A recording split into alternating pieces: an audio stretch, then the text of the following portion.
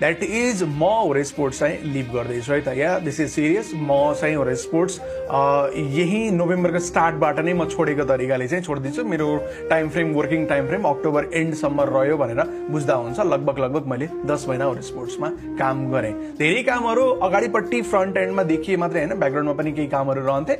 किन त नि अन्स भनेर तपाईँको क्वेसन छ भने चाहिँ होरे स्पोर्टले 2026मा धेरै कुराहरू प्लान गरिरहेको छ। यु अलरेडी स कति अनाउन्समेन्ट आयो, कति अनाउन्समेन्ट आयो, अनगिन्ती अनाउन्समेन्ट आइसक्यो अलरेडी।